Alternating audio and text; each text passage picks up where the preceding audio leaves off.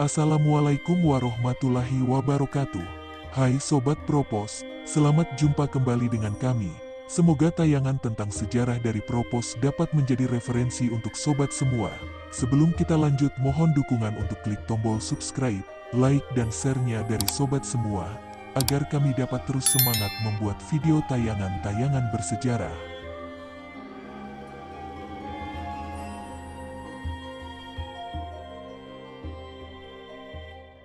Kilas balik Hattori Hanzo, si iblis dari Kekaisaran Jepang. Hattori Hanzo, juga dikenal dengan nama depan Masanari atau Masashige, merupakan seorang samurai di masa Kekaisaran Jepang. Beberapa orang juga menyebutnya sebagai ninja.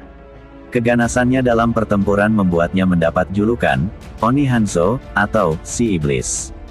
Hanzo adalah putra Hattori Yasunaga yang lahir pada sekitar tahun-tahun 1541 sampai tahun 1542. Debutnya sebagai petarung samurai sejati dimulai sejak usianya 16 tahun, ketika terjadi serangan pada malam hari di Kastil Udo.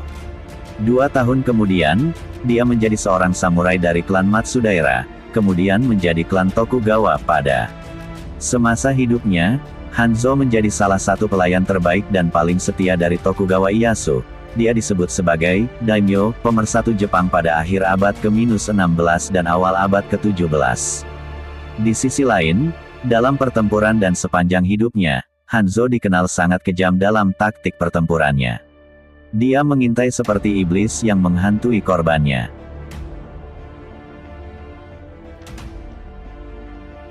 Selama beberapa dekade berikutnya, dia terus berperang dalam pertempuran bersejarah. Pada tahun 1562, Hanzo berpartisipasi di bawah perintah Ieyasu dalam pengepungan Kastil Kaminogo yang dijaga oleh Udono Nagamochi, yaitu Jenderal Imagawa. Dalam pengepungan ini, Hanzo dan pasukan Tokugawa berhasil menguasai kastil tersebut dan menawan banyak anggota keluarga dari kerabat Imagawa, termasuk keluarga Ujizane. Tawanan ini digunakan Hanzo sebagai alat negosiasi untuk memperoleh kembali istri dan putra Tokugawa Ieyasu yang ditawan oleh pasukan Imagawa. Selain itu, Hanzo juga bertempur dalam pertempuran Anegawa pada tahun 1570 dan kemudian pertempuran di Mikatagahara pada tahun 1572.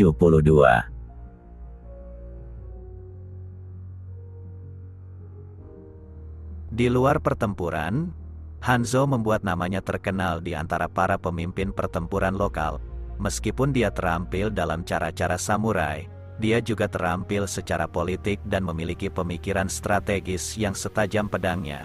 Tulis Kati Serena, di laman All That's Interesting. Selama rezim Imagawa, Hanzo membantu pemimpin klannya, Ieyasu, naik ke kekuasaan dengan melemahkan keluarga saingannya, tambah Serena. Selama tahun-tahun penuh gejolak yang menandai kenaikan Ieyasu ke tampuk kekuasaan, Hattori Hanzo bertugas tidak hanya di resimennya saja, tetapi juga sebagai kepala pelayan. Dia merekrut orang-orang dari klan lain yang tertindas, dan mereka yang diharapkan dapat membantu melindungi pemimpin samurai. Terlepas dari kecenderungan iblisnya, tampaknya Hanzo memiliki titik lemah pada tuannya. Memang benar, hal ini terjadi ketika putra sulung Tokugawa Ieyasu, Nobuyasu, dituduh melakukan pengkhianatan dan diperintahkan untuk melakukan seppuku.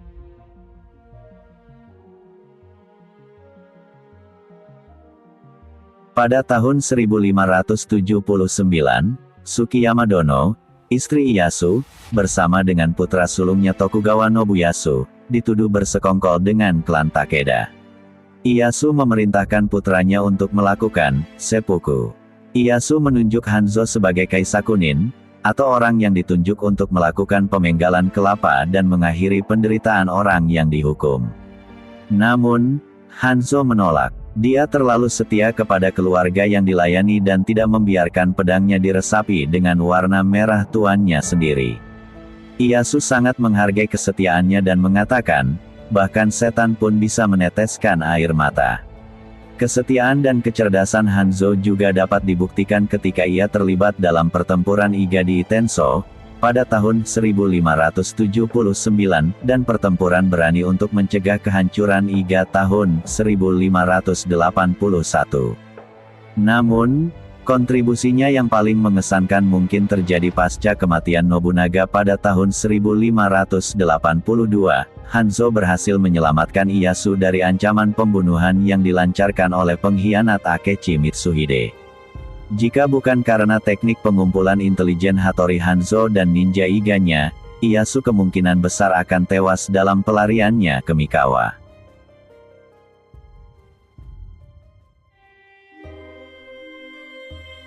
Kematian Hanzo. Pada tahun 1596, di usia 55 tahun, Hanzo dinyatakan meninggal.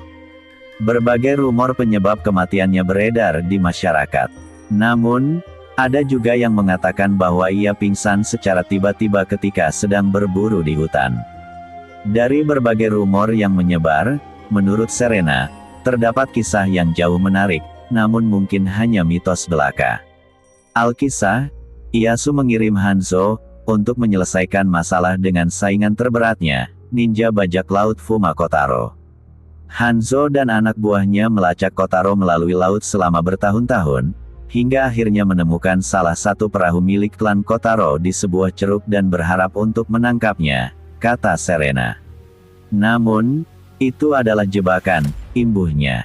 Menurut legenda, Kotaro telah menuangkan minyak ke sekeliling pelabuhan tempat Hanzo serta perahu klannya berada kemudian membakarnya. Kemudian, Hanzo meninggal dalam kebakaran tersebut.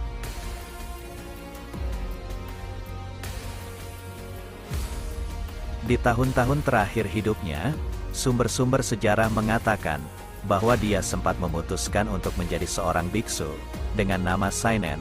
Orang-orang menuduhnya sebagai entitas supernatural yang mampu melakukan teleportasi, psikokinesis, dan prekognisi. Hari ini, legenda Hattori Hanzo masih tetap hidup. Kisahnya telah mengilhami banyak seniman di seluruh dunia. Paling terbaru adalah serial Netflix yaitu House of Ninjas, yang disutradarai oleh Dave Boyle. Film ini menceritakan kehidupan keluarga klan Hattori di zaman modern. Tidak hanya diabadikan dalam budaya pop saja, namun namanya juga menghiasi jalan-jalan di Tokyo. Dari gerbang Hanzo di Istana Kekaisaran Tokyo hingga jalur kereta bawah tanah Hanzomon, yang membentang dari stasiun Hanzomon, kehadiran Hanzo masih terasa hingga hari ini, kata Serena.